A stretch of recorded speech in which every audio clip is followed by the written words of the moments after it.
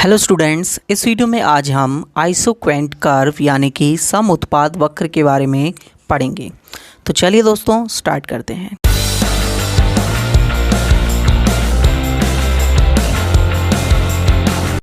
तो दोस्तों जब हम बात करते हैं आइसोक्वेंट कर्व की तो आपको इसमें एक वर्ड दिखता है आइसो यानी कि सम। इसका सिंपल सा मतलब होता है इक्वल, मतलब समान। ठीक है, तो यहाँ हम समान किसकी बात करेंगे? क्वेंट को यहाँ पर जो क्वेंट वर्ड है उसको प्रोडक्ट वर्ड के लिए यूज़ किया गया है, मतलब उत्पाद। आपको हिंदी में तो साफ साफ दिख ही रहा होगा। ठीक है, तो हम यहाँ पर समान उत्पाद वाले वक्र की बात करेंगे, मतलब इक्वल क्वांटिटी। जो क्वांट है वो प्रोडक्शन की क्वांटिटी के लिए भी यूज़ किया जाता है। ठीक है, equal quantity of production output की यहाँ पर बात की जाएगी। अब कैसे बात की जाएगी उसको ज़रा हम बहुत डिटेल में समझेंगे। ठीक है, तो पहले तो हमने इस वर्ड का मतलब समझा। अब देखिए क्या होता है, आपने आईसी कर्व पढ़ा होगा, इंडिफरेंस कर्व। ठीक है, तटस्थता वक्र। उसमें क्या होता था, हम दो गुड्स के प्रोडक्शन के कॉम्बिनेशंस को शो करते थे जिन पर वो इक्वल लेवल की सेटिस्फेक्शन देता था। ठीक है, ऐसा ही यहाँ पर आपको क्या करना है, दो फैक्टर्स ऑफ प्रोडक्शन लेने, फैक्टर ऑफ प्रोडक्शन। ठीक है, उत्पादन के साधन। अब जो उत्पादन के साधन आपने लिए दो, ठीक है, सेज दैट आपने लिया श्रम और पूंजी। ठीक है, लेबर एंड कैपिटल। अब लेबर और कैपिटल के दो गुड्स की तरह आप लो आईसी में। ठीक है, इसे हम एल ले लेते हैं, इसे हम के ले लेते हैं। ऐसे हम आईसी में क्या लेते थे, एक्स गुड्स लेते थे और वाई गुड्स लेते थे। अब यहाँ इन दोनों गुड्स से जो आपको सेटिस्फैक्शन मिलती थी, सेटिस्फैक्शन। ठीक है, और यहाँ पर आप इन दोनों फैक्टर्स का यूज़ करके प्रोडक्शन लेंगे या फिर आउटपुट भी कह सकते हैं कि आप आउटपुट लेंगे। ठीक है, अब वो आउटपुट कैसा होना चाहिए, वो इक्वल होना चाहिए। ठीक है,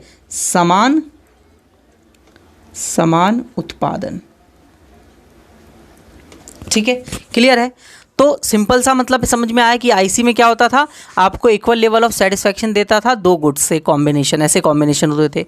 इसी तरीके से आइसोक्वेंट कर्व में दोनों गुड्स के ऐसे कॉम्बिनेशन होंगे जहां पर जैसे एक फैक्टर हुआ एक्स लेबर और दूसरा हुआ कैपिटल, उन दोनों के ऐसे कॉम्बिनेशंस बैठाए जाएंगे कि आपके पास जो प्रोडक्शन की क्वांटिटीज़ निकल के आएंगी वो हर पॉइंट पे क्या निकल के आएंगी, इक्वल निकल के आएंगी।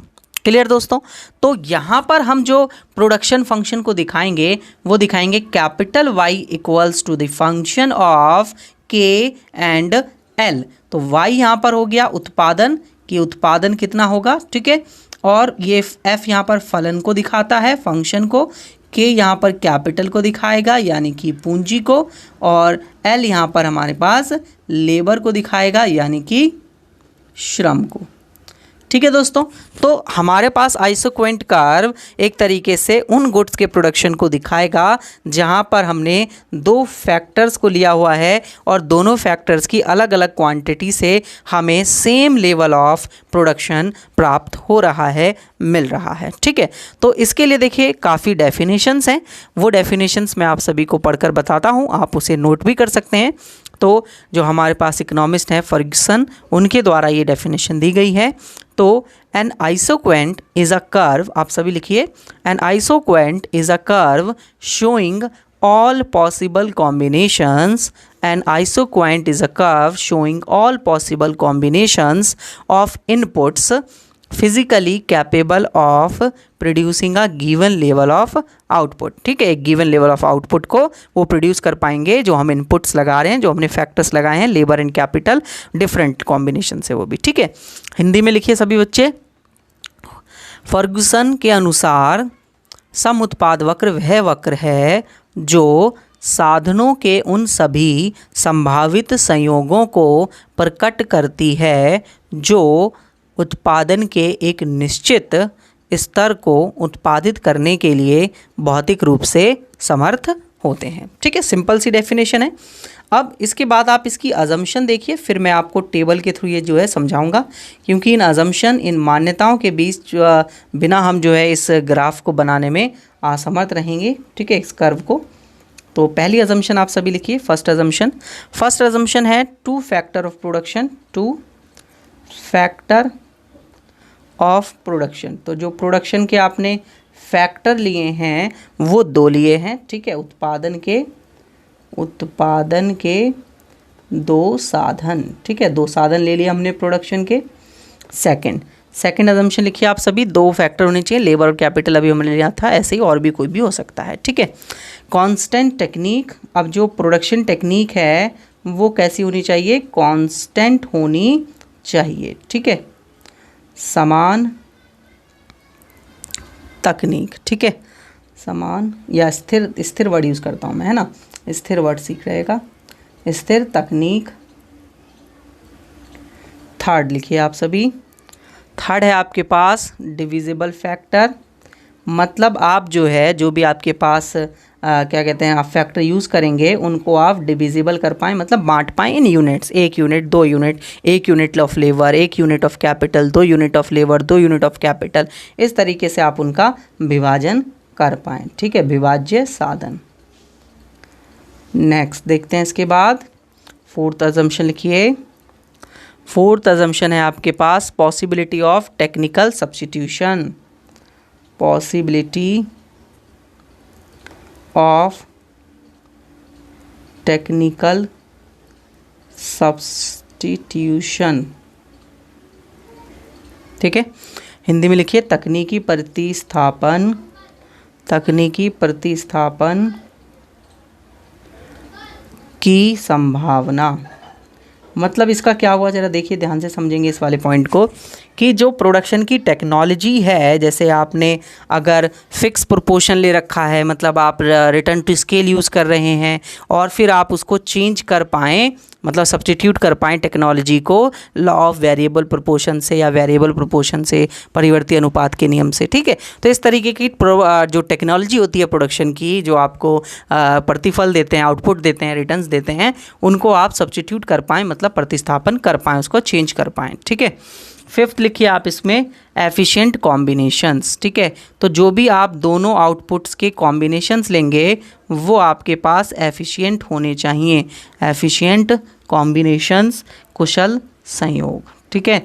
जो भी आप दोनों के जो भी दोनों इनपुट होंगे, जैसे लेबर एंड कैपिटल, उनके जो आप संयोग लेंगे, उनके जो कॉम्बिनेशन होंगे वो कैसे होने चाहिए, एफिशिएंट होने चाहिए, उनका प्रोडक्शन अच्छा होना चाहिए, ठीक है। तो ये हो गई इनकी अजम्पशंस। अब देखिए टेबल के द्वारा हम इस चीज़ को समझते हैं। तो मैं टेबल में क्या कर रहा हूँ, सबसे पहले एक संयोग लूँगा, कॉम्बिनेशंस, ठीक है। तो मैंने यहाँ लिख दिया कॉम्बो, हिंदी में लिख दिया संयोग, ठीक है। तो हम संयोग ले रहे हैं ए बी सी और डी, ठीक है।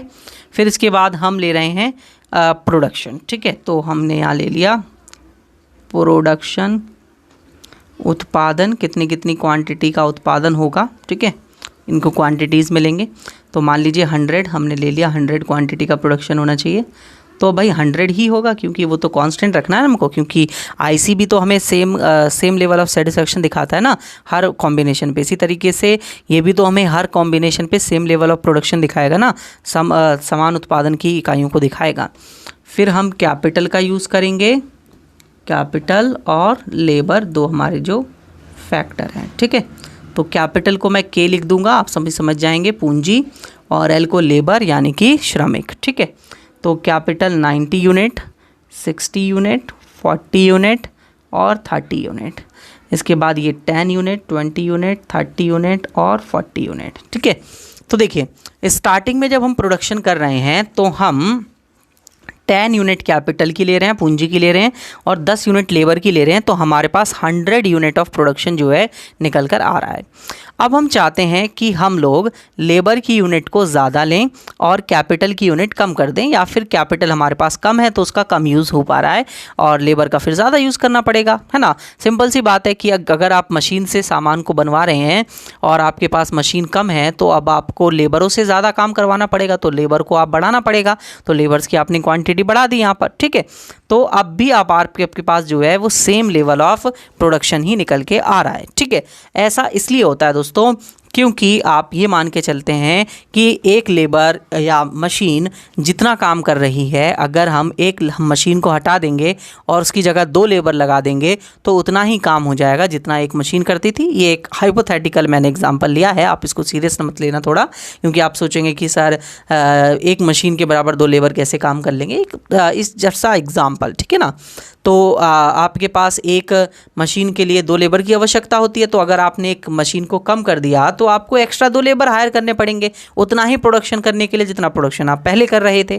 तो प्रोडक्शन की यूनिट आप सेम रख रहे हैं और डिफरेंट कॉम्बिनेशंस को शो कर रहे हैं लेबर एंड कैपिटल, और वो आप इस टेबल में देख ही सकते हैं बहुत ही ईजी तरीके से, जहाँ पर मैंने डिफरेंट कॉम्बिनेशन को दिखाया है, जहाँ पर पहले 90-10, 60-20, 40-30, 30-40 के कॉम्बिनेशन को दिखाया है, और जो प्रोडक्शन का लेवल है आपके पास वो हर पॉइंट पे क्या है, सेम है, उसमें कोई भी चेंज जो है आपको देखने को नहीं मिल रहा है।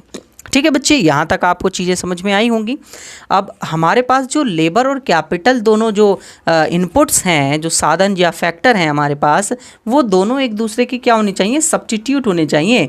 ये सबसे मेन क्या है, इसकी अजम्पशन है, वो मैंने अभी बताई भी थी, ठीक है। सब्स्टिट्यूशन होना चाहिए, प्रतिस्थापन होना चाहिए, क्योंकि अगर इनका प्रतिस्थापन नहीं होगा तो ये दोनों एक दूसरे से चेंज नहीं होंगे, और अगर चेंज नहीं होंगे तो आप एक को कम करके दूसरे को नहीं बढ़ा पाएंगे, ठीक है, दूसरे की आवश्यकता नहीं हो पाएगी उतनी। क्लियर है ना।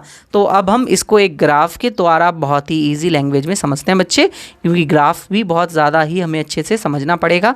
ये तो हो गया आइसो कॉम्बिनेशंस, अब हम समझेंगे आइसो कर्व के बारे में, ठीक है। फिर इसके बाद आइसो मैप के बारे में भी समझेंगे, ठीक है। चलिए देखिए, ये आ गई हमारे पास हमारी वाई एक्स एक्सेस, ठीक है।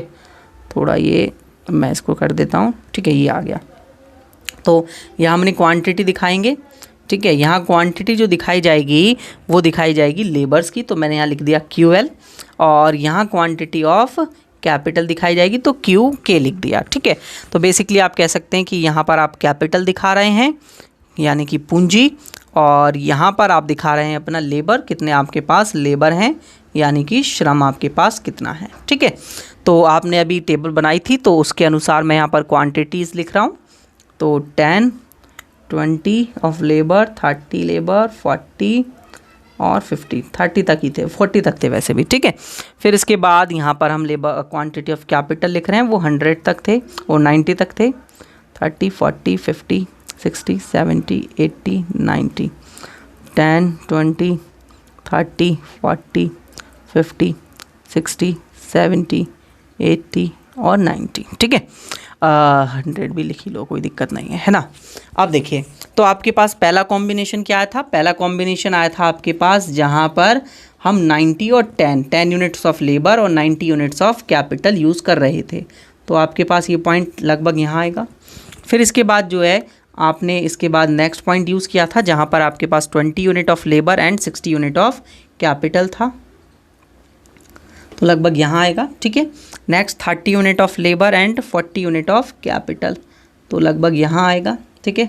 फिर 30 और 40, 30 और 40, तो आप देखेंगे आपके पास जो कर्व बनेगा इन सारे पॉइंट्स को जॉइंट करने के बाद आपके पास जो है वो कर्व बनेगा, ठीक है।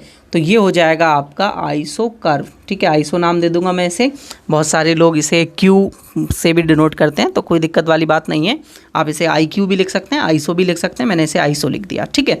तो अब आप यहाँ पर देखेंगे तो आपके पास यहाँ पर मैं चेंजेस दिखाऊँगा इसमें, 60 था, 20 था, फिर 40, 30 और फिर 30, 40, ठीक है।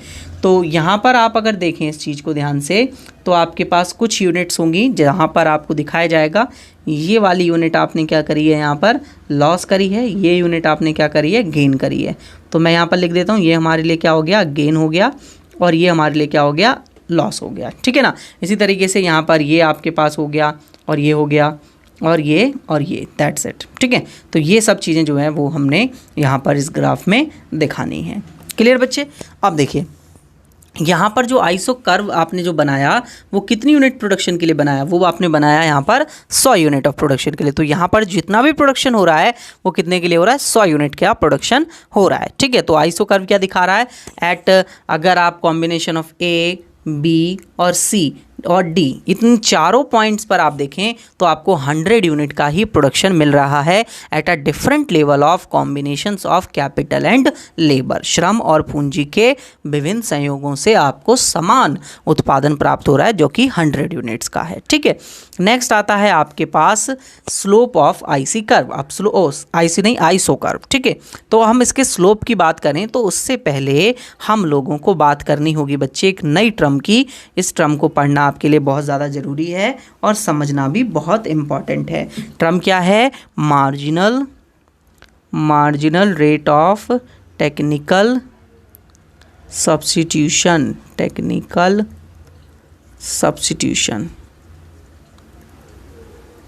ठीक है, हिंदी में क्या लिखेंगे बच्चे, हिंदी में लिखेंगे तकनीकी प्रतिस्थापन की सीमांत दर।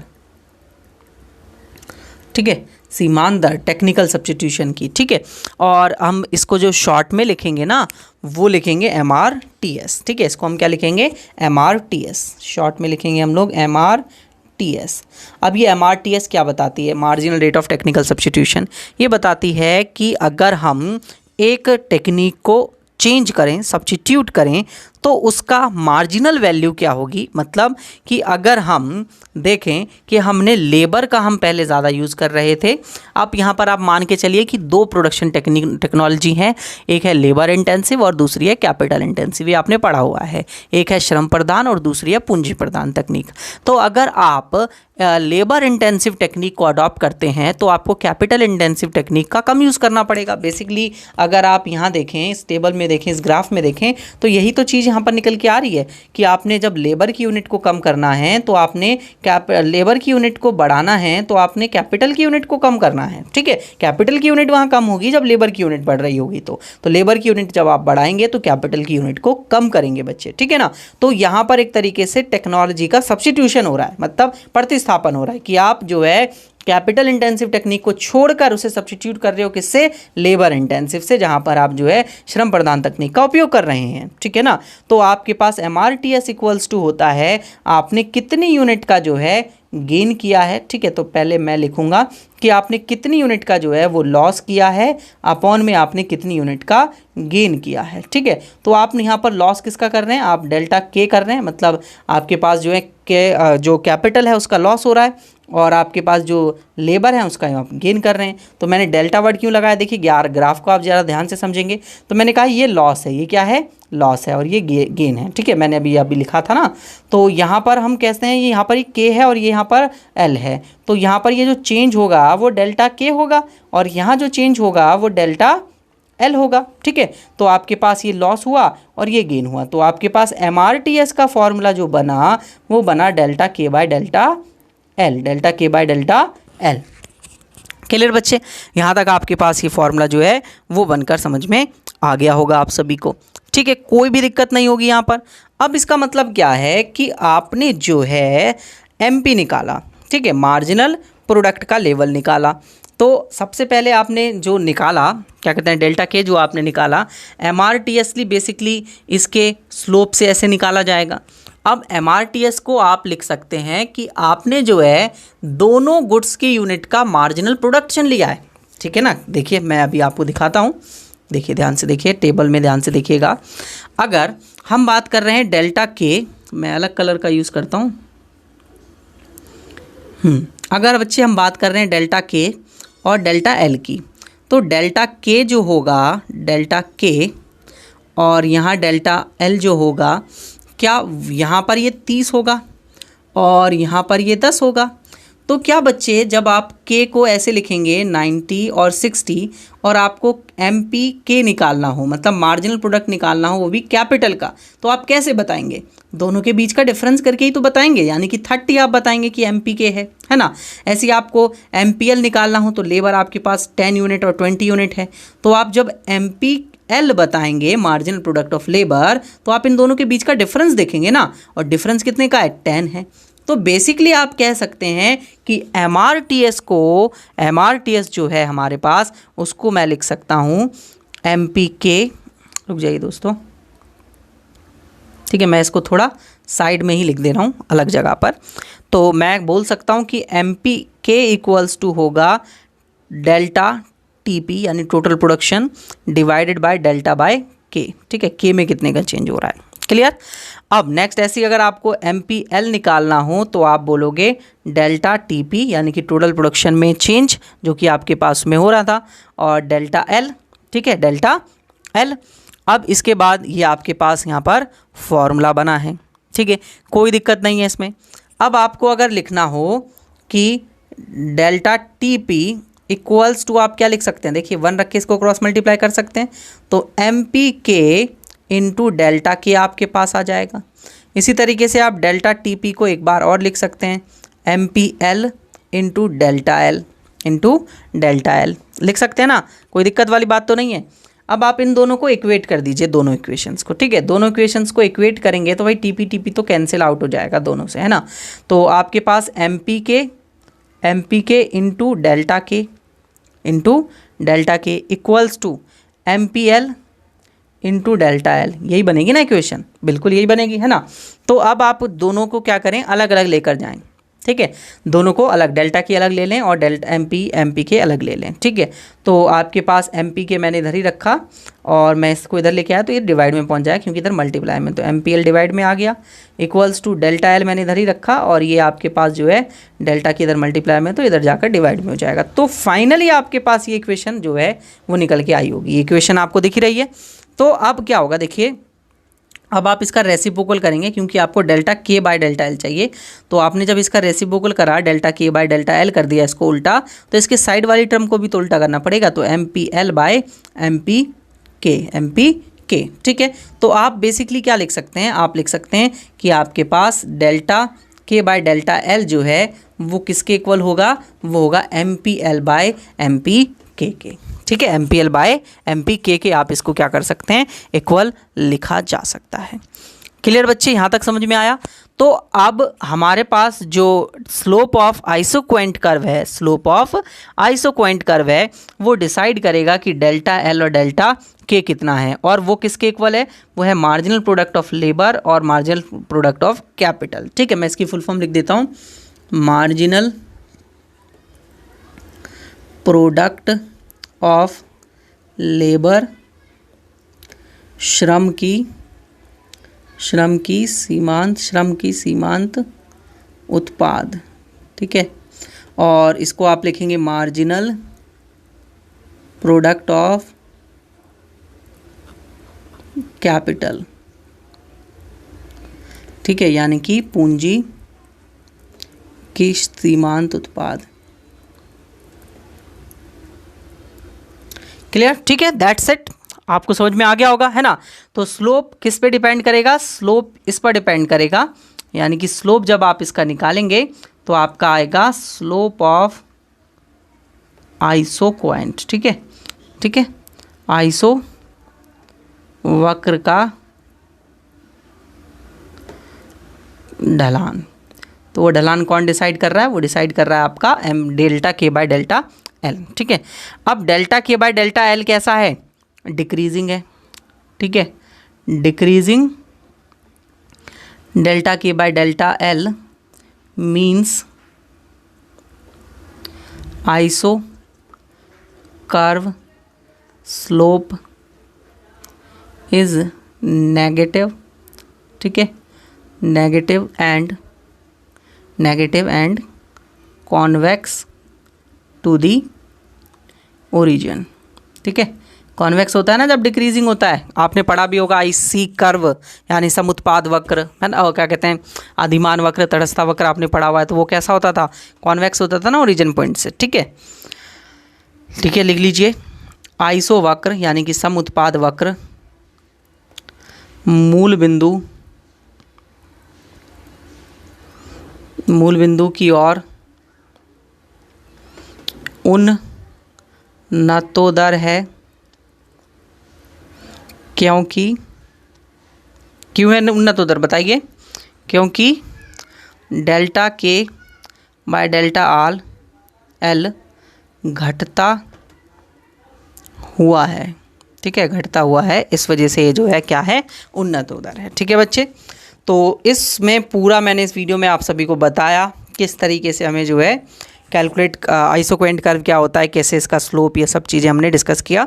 नेक्स्ट वीडियो में हम इसकी कैरेक्टरिस्टिक्स प्रॉपर्टी को देखेंगे, यानी कि विशेषताएं क्या होती हैं इसकी, काफ़ी इंपॉर्टेंट है ये, आप नेक्स्ट वीडियो ज़रूर देखिएगा। ठीक है, फिर इसके बाद हम आइसोकॉस्ट लाइन को देखेंगे और फिर नेक्स्ट इक्विलिब्रियम को भी देखेंगे।